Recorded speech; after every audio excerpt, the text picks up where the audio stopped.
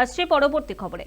Ration দুর্নীতি মামলায় ইতিমধ্যে গ্রেফতার হয়ে জেলবন্দী রয়েছেন প্রাক্তন খাদ্যমন্ত্রী জ্যোতিপ্রিয় মল্লিক এবং বনগাঁ পুরসভার প্রাক্তন পুরপ্রধান শঙ্কর আঢ্য। রেশন দুর্নীতি টাকার 20,000 কোটি পার করে যেতে পারে বলে দাবি করেছেন কেন্দ্রীয় তদন্তকারী সংস্থার আধিকারিকরা। আর এই পরিমাণ দুর্নীতি প্রসঙ্গে প্রতিক্রিয়ায় কেন্দ্রীয় জাহাজ প্রতিমন্ত্রী শান্তনু ঠাকুর বলেন, প্রাক্তন খাদ্যমন্ত্রী শ্রীঘরে রয়েছেন, ওনার যেটা প্রাপ্য সেটা পাচ্ছেন। ওনার সঙ্গে যারা সহযোগিতা করেছেন এবার তাদেরকেও টেনে শ্রীঘরে ভরা হচ্ছে।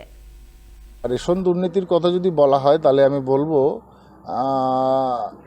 এখনও পর্যন্ত এই পশ্চিমবঙ্গের যিনি খাদ্যমন্ত্রী হয়েছেন সে বিষয়ে এখনও পর্যন্ত আমরা কোনো নেগেটিভ ইস্যু পাইনি, কিন্তু আগের যিনি খাদ্যমন্ত্রী ছিলেন তিনি এখন শ্রীঘরে আছেন। ওনার যেটা প্রাপ্য সেটা উনি পাচ্ছেন, আর এটা ওনার পাওয়ার কথা ছিল।